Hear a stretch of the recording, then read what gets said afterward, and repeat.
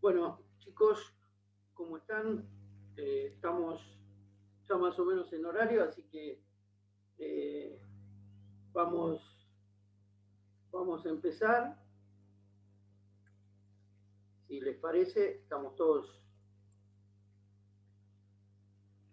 Bueno, eh, esperemos que no nos pase como que no le pase a nadie, a ninguno, a mí seguro que no, como al diputado de Salta.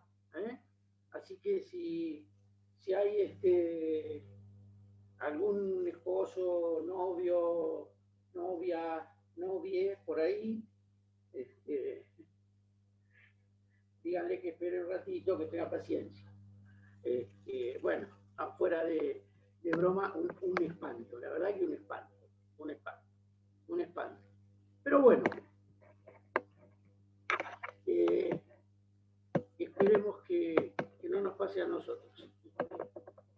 Bueno, chicos, habíamos estado hablando de la clase pasada un poquito muy por arriba el concepto de jurisdicción y habíamos planteado el acceso a la jurisdicción, quién lo solicitaba y cómo se ponía en movimiento al órgano jurisdiccional. Habíamos hablado, bueno, habíamos dicho que la jurisdicción era el derecho de peticionar, la intervención del órgano jurisdiccional, que es un derecho que reconoce el raigambre constitucional, que está amparado en el artículo 14 de la Constitución Nacional. Y bueno, y es el mecanismo por el cual uno de los poderes del Estado, que es el Poder Judicial, como tercero imparcial, administra la justicia tendiendo a la solución de los conflictos suscitados entre los particulares, o entre los particulares y el Estado, o entre los Estados. Habíamos hablado de un tríptico procesal que se basaba en la jurisdicción, en la acción y en el proceso.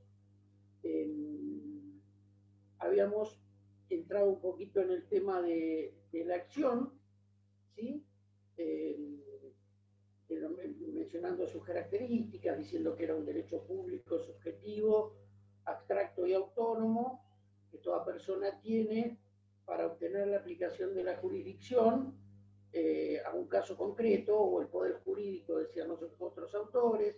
Hablamos de las características de la acción, que era un derecho o poder jurídico, subjetivo, público, abstracto, autónomo, bilateral, y lo habíamos también llegado a plantear, según algunos autores, como un metaderecho. A ver, si ahí me dicen que se escucha muy bajo, nos pasa lo mismo que la otra vez, pero no tengo para darle más volumen, ese es el problema. A ver, ahí. Bueno, uy, ¿qué hice?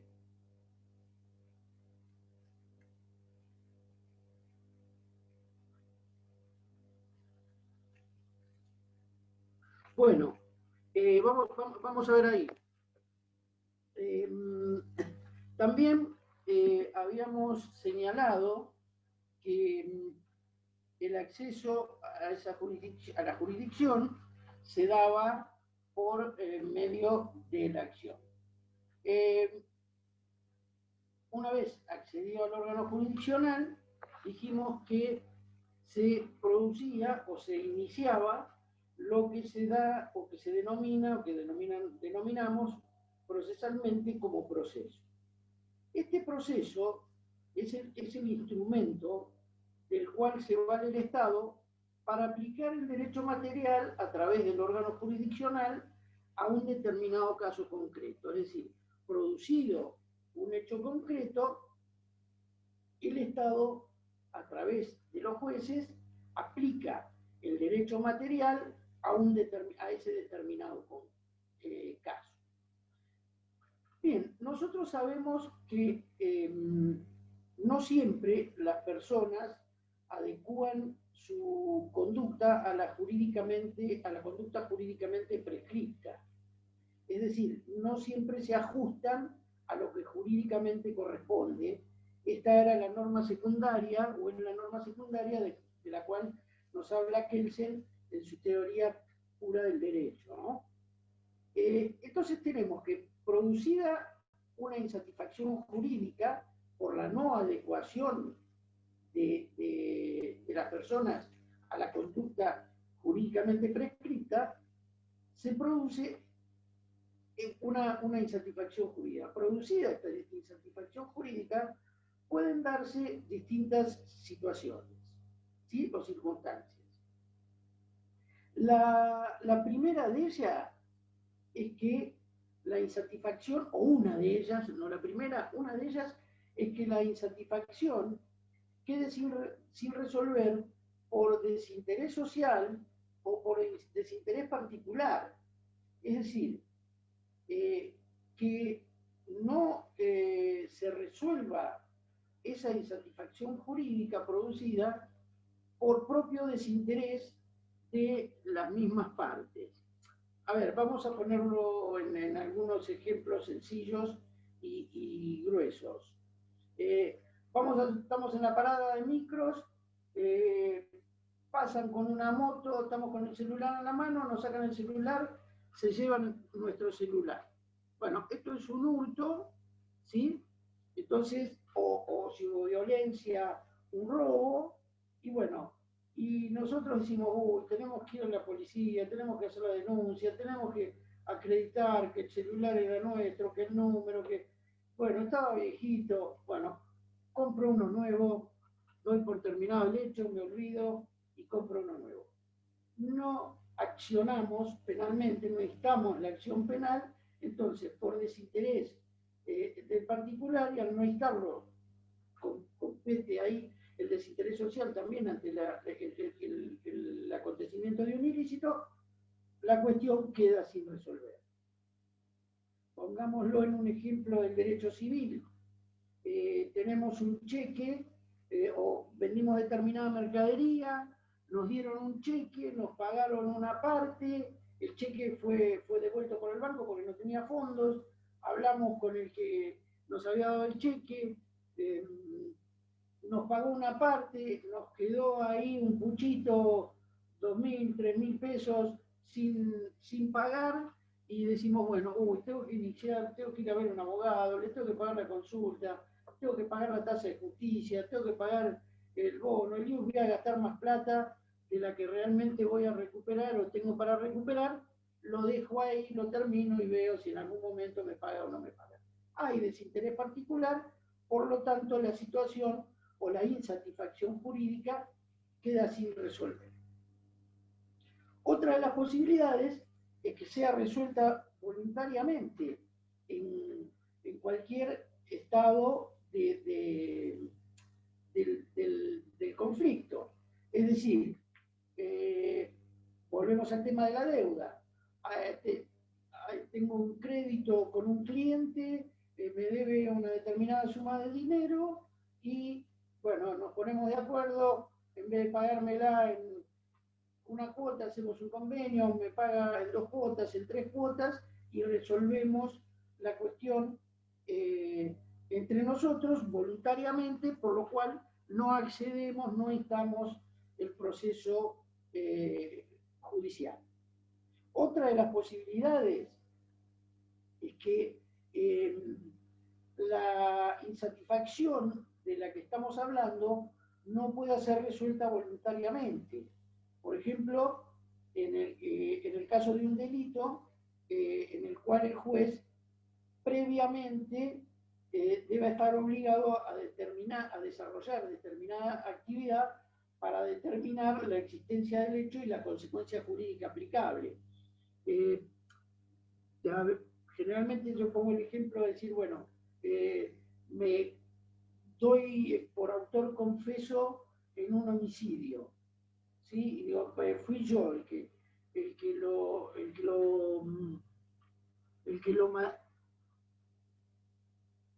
lo maté, o el que cometió el homicidio. Entonces el juez dice, bueno, perfecto, usted se declara confeso, pero yo tengo que desarrollar determinada actividad procesal, tengo que investigar el tema para ver si ha sido usted. ¿Por qué? Porque a lo mejor yo quise encubrir, con mi declaración de culpabilidad, quise encubrir a una tercera persona, por ejemplo a un hijo, y como yo tengo más de determinada edad y voy a cumplir, por ejemplo, un arresto domiciliario, entonces digo, fui yo y no encubriendo a un familiar o a un hijo que tendría que tener cumplimiento efectivo de la pena. Entonces, bueno, desarrolla determinada actividad judicial para comprobar que lo que se está diciendo, si lo que se está confesando, lo que se está diciendo, es como como se dice. Y la última posibilidad que existe, que es la que a nosotros en realidad nos interesa, es que ante la renuencia de la parte afectada, es decir, ante el incumplimiento y la persistencia en el incumplimiento de la parte incumplidora, la parte afectada, habiendo agotado ya todos los medios pacíficos para solucionar el conflicto, no lo haya logrado y exija la satisfacción de su derecho para que a través del proceso el Estado coaccione a través de su poder de coacción al incumplidor para que satisfaga la situación y de cumplimiento a la obligación que cree la parte afectada derecho a tener. Entonces, en un principio vamos a decir que el proceso es el instrumento del cual se vale el Estado para aplicar el derecho material a los casos concretos. ¿Sí? Entonces, esto es en un concepto general de lo que es el proceso. Instrumento, decíamos, a través del cual se vale el Estado para aplicar el derecho material a los casos concretos. A través de este proceso se posibilita al juez que logre el conocimiento de los hechos, a extraer determinadas conclusiones y determinadas consecuencias jurídicas del hecho que se plantea, a realizar una investigación y a resolver sobre los hechos comprobados y si de los hechos comprobados se puede arribar a la consecuencia jurídica pretendida.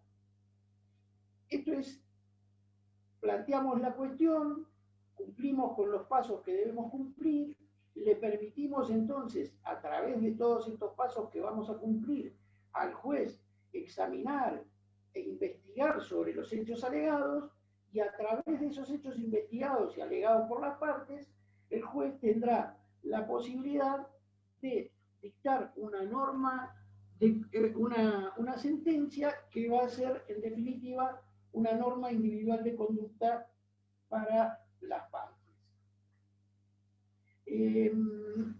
Bien,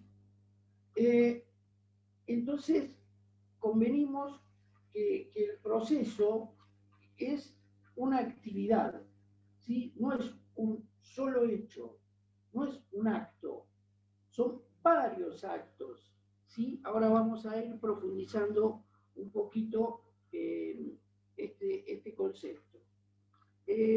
Entonces, visto esto, este conjunto de actos al que hacemos mención debe desarrollarse o practicarse de acuerdo a normas ya preestablecidas, a normas procesales determinadas por el ordenamiento jurídico procesal, que en el caso nuestro es el Código de Procedimiento Civil de la provincia de Buenos Aires. Y este conjunto de actos, de acuerdo a las normas preestablecidas, concluyen generalmente, o la vía normal, es la conclusión del proceso mediante el dictado de una sentencia que, como les decía, es norma individual de conducta para las partes. Es ley para las partes. Entonces, Carnelutti nos decía o nos dice que existe proceso siempre que el resultado, que el efecto jurídico no se alcance en un solo acto, sino mediante un conjunto de actos donde cada uno de ellos no puede dejar de coordinarse con los demás. Es decir, este conjunto de actos está coordinado, está entrelazado, cada uno de esos actos que forman parte de este conjunto están coordinados, están entrelazados con los demás, con el anterior y con el posterior. ¿Sí?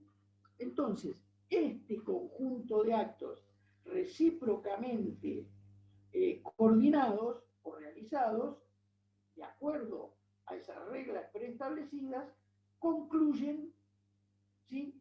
O nos dirigen a la conclusión del proceso que por la vía normal es la sentencia. Entonces acá vamos a entrar en la definición de proceso que nos da Arasi. ¿Sí? Dice que es la actividad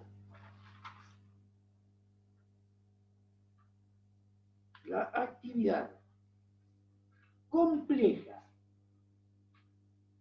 metódica y progresiva que se realiza de acuerdo a reglas preestablecidas cuyo resultado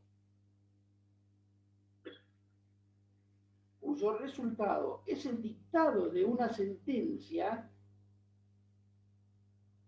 cuya finalidad es aplicar el derecho material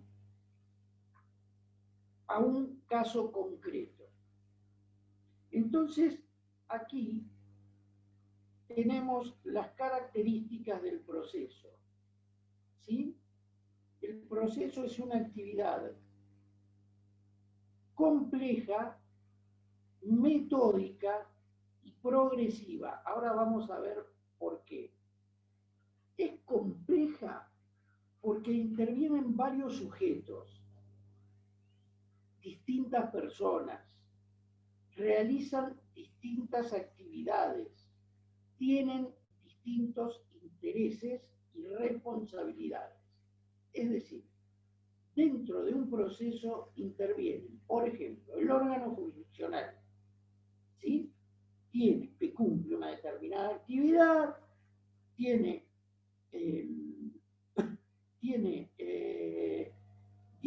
distintos intereses que la parte, el órgano jurisdiccional debe juzgar como tercero imparcial, ¿sí?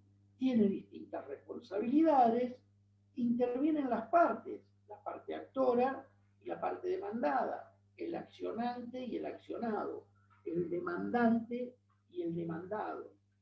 Típico, claro, distintos intereses, distintas responsabilidades.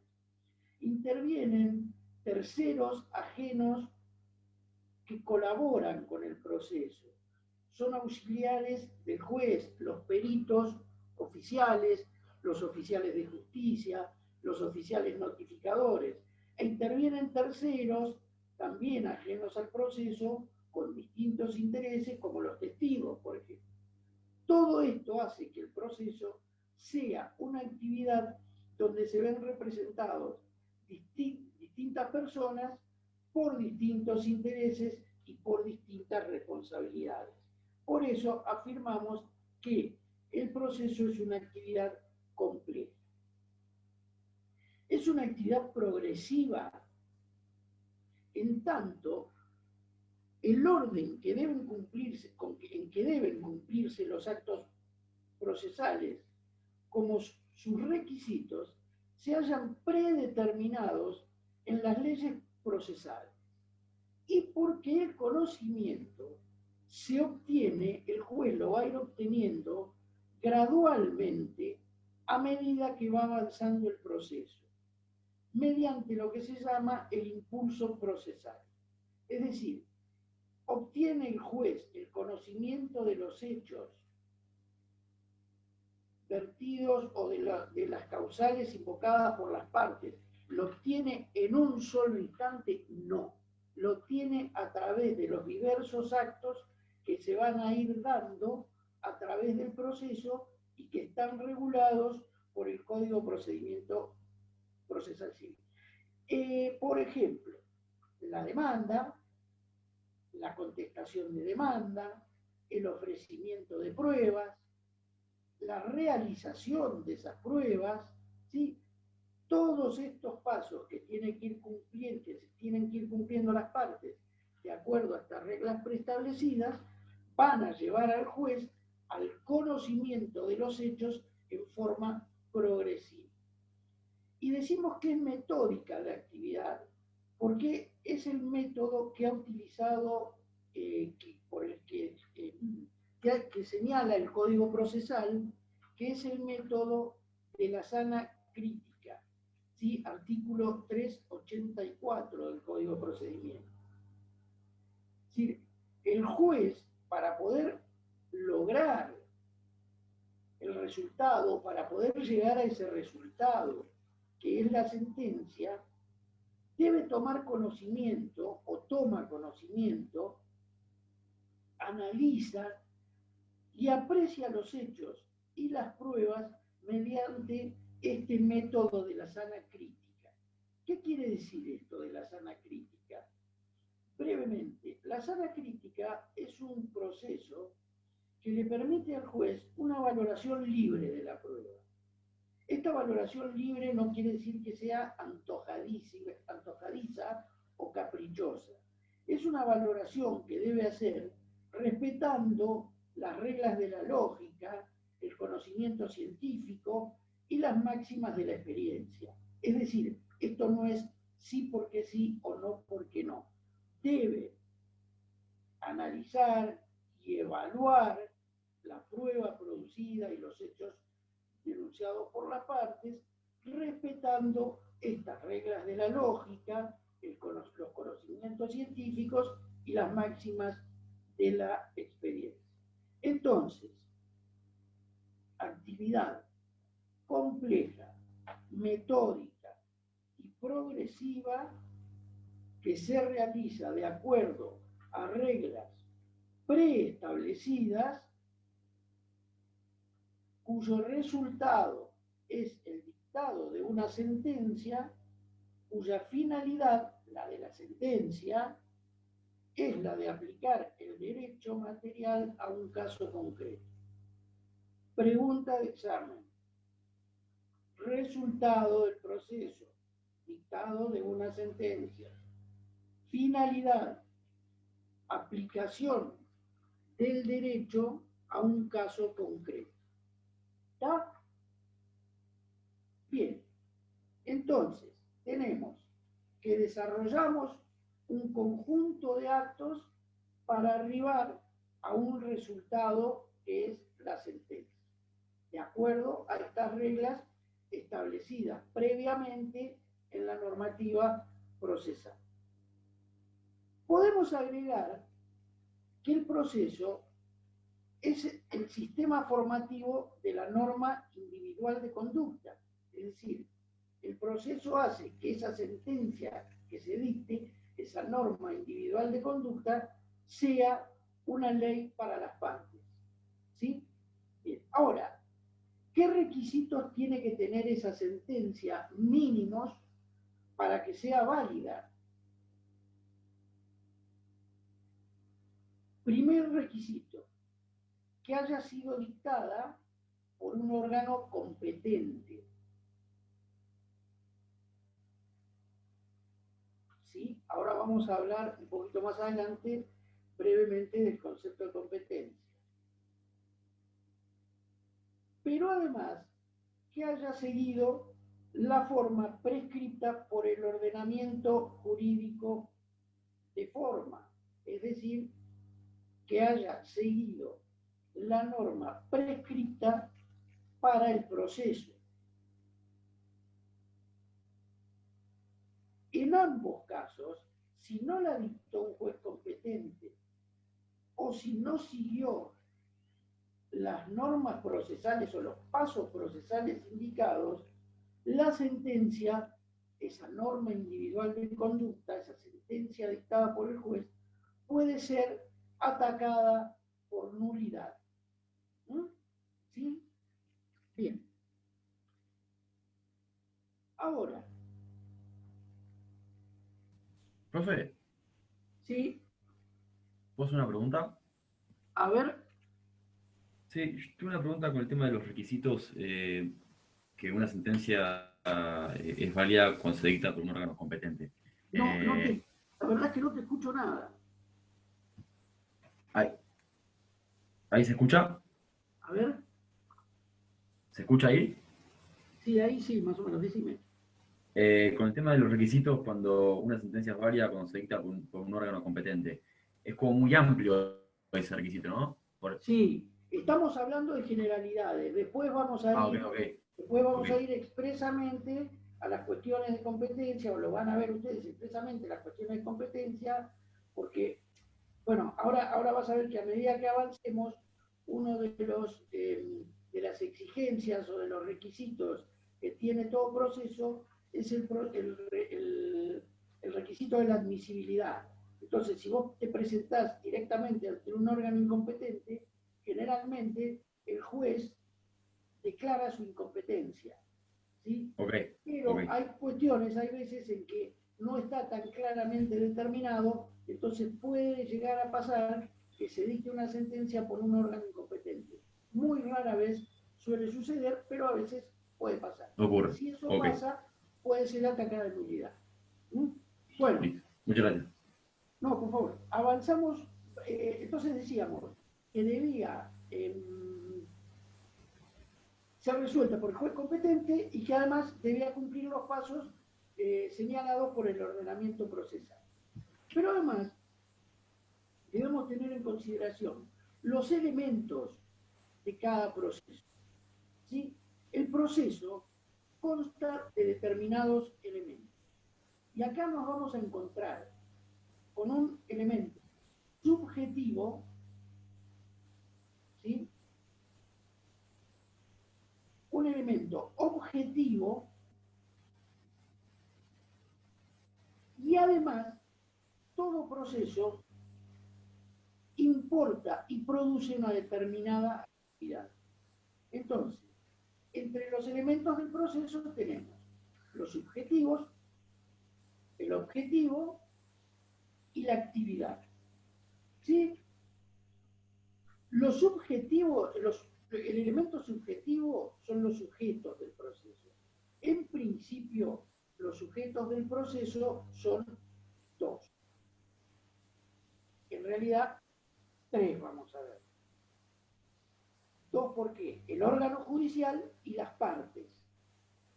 ¿Sí? Las partes, a su vez, se subdividen en parte actora y parte demandada. Por eso, decimos que el elemento subjetivo es uno, los sujetos. El órgano judicial, que es el juez o tribunal, y las partes, que son el actor y el demandado.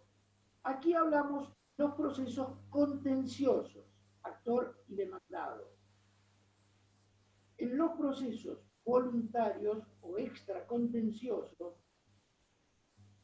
lo llamamos peticionario o peticionarios.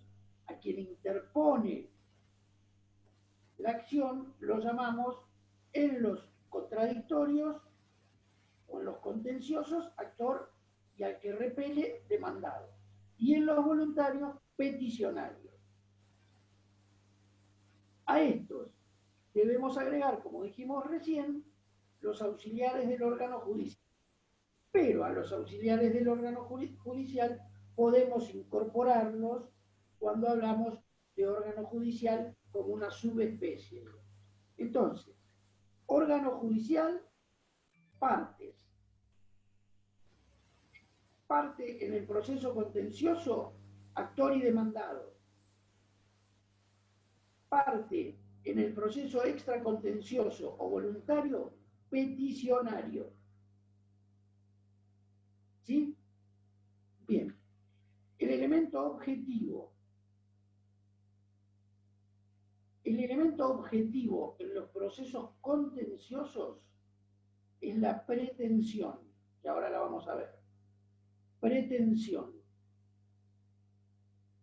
La pretensión, vamos a decir en un principio, que es el pronunciamiento que se desea obtener. Es decir, ¿qué le pedimos al juez? ¿Qué pretendemos? ¿Sí? ¿Cuál es el resultado que nosotros exigimos o queremos? ¿Está? Entonces, en los procesos contenciosos, el elemento objetivo es la pretensión. Y en los procesos voluntarios se denomina petición extracontenciosa. Procesos voluntarios son, por ejemplo, la sucesión, la autorización para contraer matrimonio, la declaración de incapacidad, ¿sí? Esos son procesos voluntarios. Pero además del elemento objetivo y del elemento subjetivo, el proceso implica una determinada actividad. Esa actividad es el conjunto de actos que las partes deben llevar a cabo desde el inicio del proceso y hasta la finalización. Es decir, las partes, los sujetos involucrados en el proceso, deben llevar a cabo y cumplir determinados actos desde el inicio y hasta la finalización del proceso. Por ejemplo, el actor o la parte accionante, promover la demanda, impulsar el procedimiento, producir la prueba, ¿sí? La parte demandada, contestar la demanda, ofrecer su prueba. El juez, las facultades del artículo 36, las instructorias del 36, velar por el cumplimiento de las normas del proceso. Vamos a mirar un poquito el 36. Tomar medidas tendientes a evitar la paralización de los procesos, ordenar las diligencias necesarias para esclarecer la verdad de los hechos controvertidos, corregir algún error material. Es decir, esa es la misión del juez, o los actos que debe realizar el juez dentro del proceso. La actividad procesal que debe realizar, sumada a las de las partes, que cada una tiene sus obligaciones. Entonces, como presupuestos procesales para arribar a una sentencia válida, presupuestos procesales, requisitos previos, es esto, a la sentencia, ¿sí? Hablamos de juez competente, y ahí vamos a los artículos 1 a 6 del Código de Procedimiento Civil y Comercial. Hablamos de capacidad de las partes, ¿no? Legitimación de las partes, activa y pasiva, y acá vamos a hablar un poquito más adelante de la capacidad procesal, que es la capacidad para estar en juicio, y de la capacidad ad causam o de la causa, que es la identidad entre el sujeto pretensor y el sujeto que la ley habilita para promover la acción. ¿Sí? Bien, hasta aquí vamos con el proceso, concluyendo el tema con una clasificación de los procesos. Los procesos, después los vamos a ver a cada uno en la segunda parte, cuando hablemos del proceso ordinario, de procesos de conocimiento, de procesos de ejecución, y vamos a ver procesos especiales y universales. En principio, vamos a clasificar los procesos como de conocimiento o plenarios, En estos procesos, la cuestión planteada o sometida a la decisión judicial se agota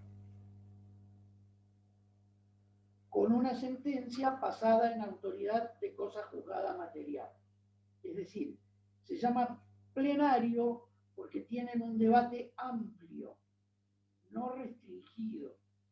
Se puede discutir y debatir todo, cualquier tipo de planteo, fondo y forma, ¿sí? Derecho de fondo, forma de la cuestión, absolutamente todo. Debate amplio e ilimitado. Estos son los procesos ordinarios, sumarios y sumarísimos con alguna restricción. Pero en principio los procesos de conocimiento los clasificamos en ordinarios, sumarios y sumarísimos. Y acciones declarativas. Pero bueno, eso lo vamos a ver. Procesos de ejecución. En estos procesos se persigue el cumplimiento de una sentencia ya dictada, de una sentencia de condena dictada en un proceso de conocimiento. Entonces vamos a hablar de procesos ejecutivos judiciales o también se puede perseguir el pago de una deuda líquida y exigible que según la ley traiga aparejada ejecución. No se enloquezcan. Títulos ejecutivos extrajudiciales, cheque, pagaré, expensas, ¿sí? Estas son deudas líquidas, algunas de las deudas líquidas y exigibles que por la ley traen aparejada la vía de la ejecución. Entonces, dentro de los ejecutivos tenemos los ejecutivos judiciales que persiguen el cumplimiento de una sentencia de condena y los extrajudiciales que son los que por la ley traen aparejada ejecución. ¿Mm? Procesos universales. Estos procesos universales tienen la característica que afectan a la persona o a su patrimonio en su totalidad. Ejemplo de esto, afecta a la persona, es la sucesión, ¿sí? O el patrimonio, el concurso civil.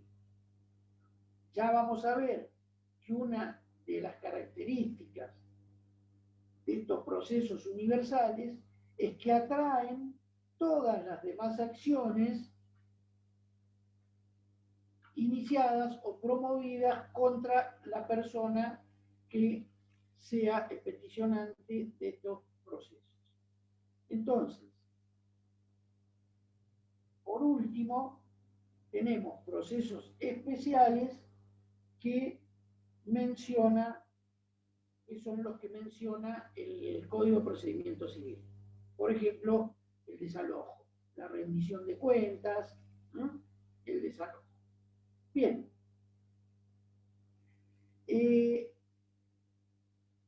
Vuelvo a lo de la primera clase. El programa nos pide naturaleza jurídica del proceso. Yo les pido que eso lo lean, porque no podemos, como estamos, no podemos desarrollar todas las teorías porque se nos va un tiempo precioso en esto. Entonces, lo que les pido, chicos, es que lo lean. Les reitero lo que les dije en la primera clase. No es pregunta, habitualmente no es pregunta de examen esto, menos en los parciales. Podría sí llegar a serlo en el último o en el final, pero por favor, léanlo para tener la base jurídica y el fundamento jurídico de dónde proviene el concepto que acabamos de dar hace unos instantes. Bueno, todo proceso además de lo que hablamos, de los elementos, de los presupuestos y de los requisitos, tiene un objeto. Ese objeto del proceso es la pretensión.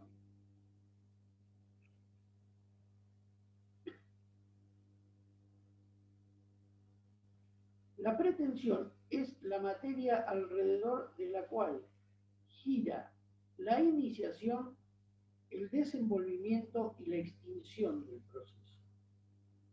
Todo el proceso gira y funciona alrededor de la pretensión. ¿Y qué es esto de la pretensión? Es lo que pedimos, lo que solicitamos, lo que queremos que el juez, o lo que le pedimos al juez que nos otorgue. ¿Sí?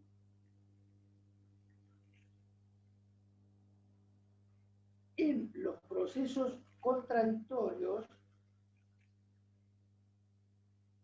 o contenciosos se denomina pretensión y en los voluntarios se denomina petición extracontenciosa. Entonces, esta pretensión es la declaración de voluntad petitoria, lo que les reitero, el pronunciamiento que nosotros deseamos obtener, lo que le estamos pidiendo al juez que nos ampare, al órgano jurisdiccional, que nos dé razón y que a través de su coacción haga cumplir al postor, remiso, al incumplidor. ¿Sí? Bien, esta afirmación que nosotros vamos a hacer debe contener un derecho derivado de una situación concreta de hecho. Es decir, a determinada situación concreta, nosotros le asignamos una consecuencia jurídica. Y es lo que le estamos pidiendo al juez que nos diga en su sentencia. Es decir, no me pagó, quiero que me pague. No me restituyó, consecuencia de hecho. Solicito que se restituya. ¿Sí? A través de la norma jurídica de fondo, por supuesto, ¿no? Bien. Entonces, vamos a definir a la pretensión procesal como el acto en cuya virtud se reclama ante el órgano judicial, y frente a una persona distinta, la resolución de un conflicto suscitado entre dicha persona y el autor de la reclamación. Entonces, vamos de nuevo. Acto en cuya virtud o en virtud del cual reclamamos ante el órgano judicial frente a una persona distinta, si lo reclamo yo frente a una persona distinta, la resolución de un conflicto suscitado entre la persona a la que le reclamo y mi persona como autor de la reclamación. ¿Está? Bien. Esto es algo que se hace, por eso se dice que es un acto, no algo que se tiene, sino sería un derecho. ¿Está? Entonces, el acto en virtud del cual reclamamos frente al órgano judicial la resolución de un conflicto suscitado frente a una persona distinta, suscitado entre dicha persona y el autor de la reclamación. Esta pretensión tiene distintos elementos. Tiene un elemento subjetivo y tiene dos elementos objetivos.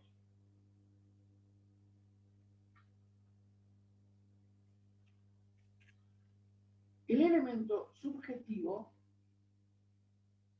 son los sujetos de la pretensión.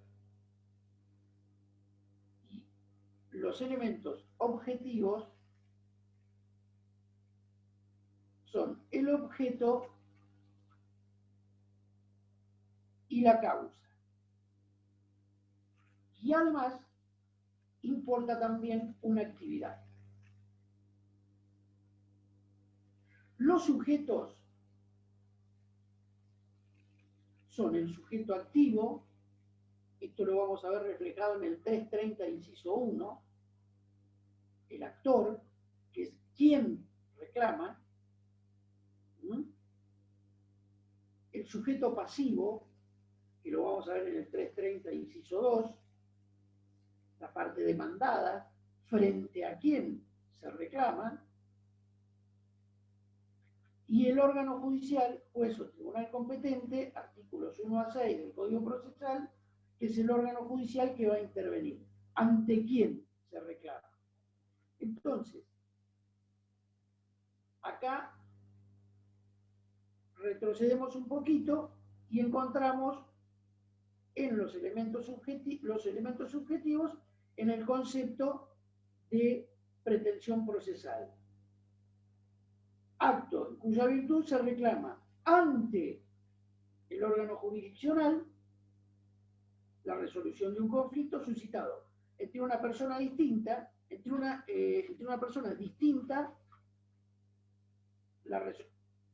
demandado la resolución de un conflicto por parte del actor. ¿Está? Acá están los tres sujetos marcados en el concepto de pretensión procesal. Dijimos que tiene dos elementos objetivos.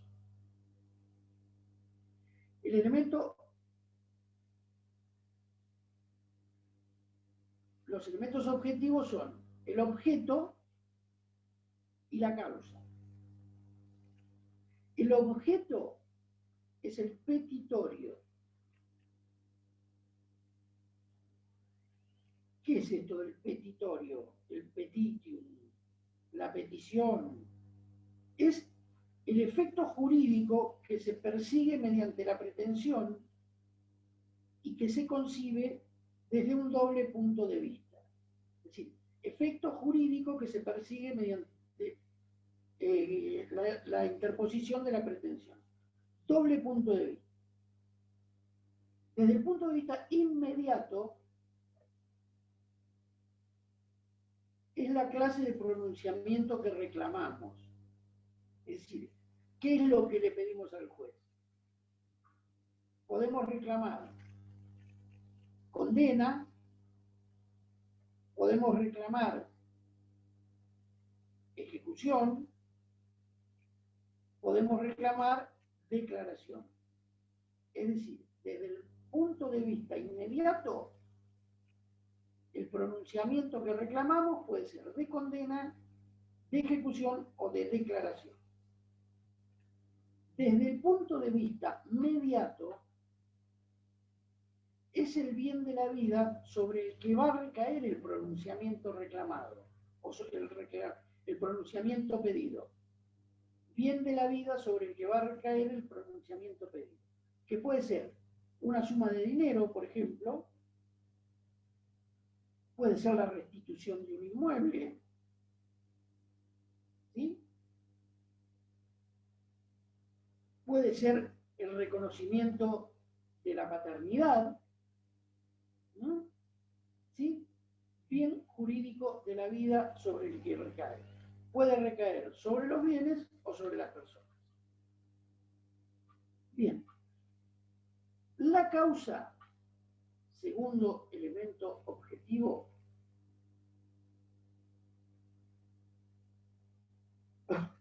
es el fundamento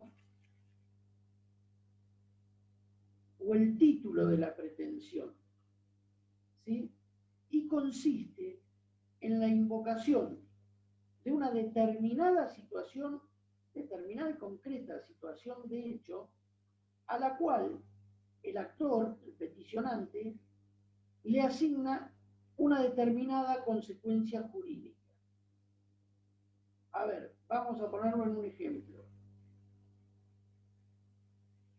Falta de pago de salarios, circunstancia o situación de hecho, ¿sí? Incumplimiento del empleador por el pago de salarios, ¿sí? Injuria hacia el trabajador. Bien. Consecuencia que le puede asignar o que le asigna el trabajador es, ante la falta de pago de salarios y la injuria producida, ocurre el despido indirecto. ¿Sí? Como no me pago los sueldos, me doy por despedido. Me doy por despedido, pretendo que se me abone una indemnización. Entonces, fundamento o título de la pretensión. Invocación de la causa concreta a la que le asignamos una determinada consecuencia jurídica. ¿Qué importancia tiene esto de la invocación concreta de la situación de hecho a la que le asignamos esta determinada consecuencia jurídica? El tema es que delimitamos la pretensión, la particularizamos, ¿sí? La encorsetamos. ¿Y esto por qué? Porque nosotros debemos suministrarle al juez el sector de la realidad jurídica dentro de la cual debe juzgar. El juez no puede ir ni más allá de lo que nosotros estamos pidiendo, ni por fuera de lo que nosotros estamos solicitando o pretendiendo. Porque en estos casos estaríamos frente a una sentencia que fallaría ultra petita, es decir, más allá de lo pedido, o extra petita, por fuera de lo pedido, en cuyo caso, en ambos casos, la sentencia sería atacable. ¿Sí? Bien. Entonces, volvemos al ejemplo que estábamos poniendo. Falta de pago de salarios, injuria, consecuencia o causa, despido indirecto, objeto inmediato, condena, objeto inmediato, suma de dinero. ¿Sí? Bien. La actividad. Esta actividad es el conjunto de actos, como decíamos al principio, que deben cumplir los sujetos procesales desde el comienzo y hasta la finalización del proceso. ¿Sí? Como elemento, estamos hablando de la actividad como elemento de la pretensión. Esta actividad debe desarrollarse en determinado tiempo, en determinado lugar y en determinada forma. ¿Sí? Tiene condiciones de tiempo, lugar y forma. El tiempo es el tiempo que tiene asignado cada acto procesal por el Código Procesal Civil. Es decir, cada acto procesal tiene asignado un determinado tiempo para su planteamiento. Por ejemplo, la contestación de demanda, vamos a ver que en el proceso ordinario es dentro de los 15 días. La oposición de excepciones en el proceso ordinario es dentro de los 10 primeros días de los 15 para contestar la demanda. Es decir, cada acto procesal tiene un tiempo determinado. El periodo de prueba es de 40 días. ¿Sí? Bien. Entonces, todo acto en el proceso tiene un tiempo determinado y en ese tiempo debe desarrollarse. El lugar es, como venimos sosteniendo, el órgano judicial competente. Y la forma es la que la ley le asigna al proceso en que se está desarrollando la pretensión. Es decir, un proceso ordinario, un proceso sumario, un proceso ejecutivo, deben cumplir con la forma establecida y estipulada por el ordenamiento procesal. Bien, entonces, hablamos hasta aquí de estos elementos. ¿Sí? Ahora bien, la pretensión, y vamos un poco a lo que planteaba el compañero de ustedes al principio. La pretensión debe ser, o puede ser, debe ser, en primer término, admisible. ¿Qué quiere decir esto? Es admisible la pretensión cuando posibilita la averiguación de su contenido,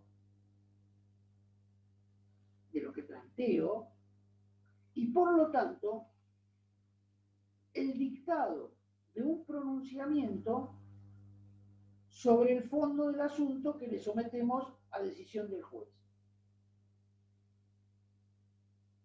Es decir, ¿qué quiere decir esto? Si el acto por el que impulsamos el proceso puede y debe ser, si el objeto de esta pretensión puede y debe ser tenida en cuenta por el juez, si puede y debe ser admisible. Y esto apunta a los aspectos formales de la pretensión o a los requisitos formales de la pretensión. Y decimos, y lo vamos a volver a ver, que una pretensión es fundada cuando, en razón de su contenido, resulta apropiada para obtener una sentencia favorable a quien interpone la pretensión, por supuesto. Es decir, la sentencia es fundada cuando hace lugar a mi reclamo. Se dice que es infundada cuando rechaza mi reclamo. ¿Está? Vamos a ponerlo en el ejemplo de un recurso que lo van a ver a cada rato un poquito más cuando estudien los procesales un poquito más. Primer requisito que examina el juez de admisibilidad. Dice, ¿es fundado el recurso interpuesto? Entonces, analiza el juez si cumple con todos los requisitos formales que debe cumplir un recurso para ser admisible. Dice, segundo punto, siendo admisible el recurso interpuesto, paso a resolver. Y acá nos dice si es fundado o es infundado. Pero primero se revisan los requisitos, se controlan los requisitos de admisibilidad y el requisito de fundabilidad se da únicamente en la sentencia definitiva. Bueno, me parece que nos vamos a extender demasiado, porque ya si entramos en los requisitos tenemos que hacerlos todos de un tiro. Así que yo les sugeriría, el miércoles que viene, nos vemos nuevamente y vamos a los requisitos de la pretensión y a las clases de pretensiones, que es lo que nos estaría faltando. ¿Sí? Bueno, chicos, buen fin de semana y nos estamos viendo el miércoles. Espérenme un segundo que les tengo que decir algo que me mandó el doctor Iriarte de una sentencia que pide que lean, publicada hoy por la Corte de la Provincia de Buenos Aires y que él lo va a ver como trabajo práctico el viernes 2. Ya les digo, la sentencia se llama, o el expediente, es Colegio de Abogados de la Provincia de Buenos Aires sobre recurso de inconstitucionalidad. Expediente 492/18,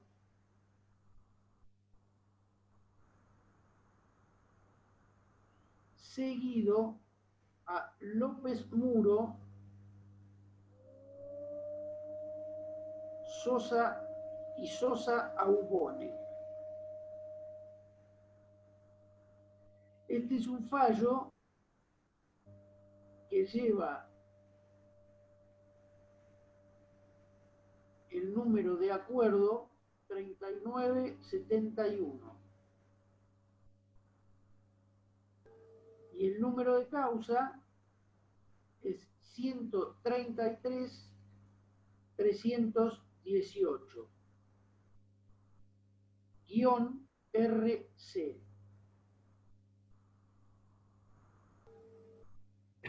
Bueno, ahí les va a plantear el doctor Iriarte un trabajo práctico con esta sentencia.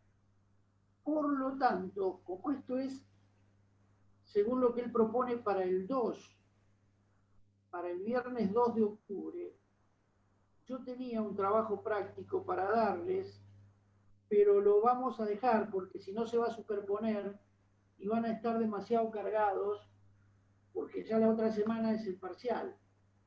Entonces, vamos, más vale el trabajo práctico nuestro o mío, lo que es más sencillo, lo vamos haciendo cuando arranquemos en la segunda parte a medida que vamos desarrollando la segunda parte, si les parece. Y no sé si ahí me están preguntando si se podrá poner esta información en el aula virtual. Sí, el doctor Iriarte la iba a pasar. Igual ahora, igual hasta ahora yo le aviso que la ponga. Bueno, nada, listo. Y nos estamos viendo el miércoles para terminar, entonces. Gracias, chicos, por la paciencia y por el éxito. Profe, le hago la última pregunta. ¿Entra hasta las 6? ¿Hasta qué pregunta? ¿Hasta qué unidad? Creo que sí, que es las 6. No. Por lo menos eso era en los anteriores. No sé si habrán agregado algo ahora. Bueno, lo vemos. ¿Alguien lo sabe? ¿Alguien lo escuchó? Yo creo que sí. Habría que, si no, preguntarle el lunes a Tamone o a Néstor. Está bien, tenemos tiempo. No se haga problema, profesor. Sí. Sí, igual por lo que tenemos en el programa, las unidades que vemos son de la 1 a la 6, no hay La 1 a otras. la 6. Sí, pero el cuatrimestre pasado llegamos, la 6 la excluyó, pero está bien. Lo preguntamos el lunes, no hay problema. 6, no, pero vos porque tenés el otro programa, me parece. No. La de proceso no había entrado, me parece. Espérate, a ver, espera. Igual no los quiero confundir, el lunes lo preguntamos, no se haga problema. Claro, lo que dio hoy la Padula es de la unidad 6, por lo tanto entra. Por eso de 1 a 6 es el examen. Claro, de 1 a 6. Esa es de la 6. Perfecto. Lo que hizo hoy es de la 6. Por eso es proceso, sí. Sí, eso es proceso. Eso entra, sí. Perfecto. Lo que no sé es si entra alguna otra, pero me parece que no, que es hasta las 6. Perfecto. Listo, Bueno, gracias. Chicos, buen fin de para usted también. Chao. Habilitados para ir a tomar la birra. Chao, Gracias.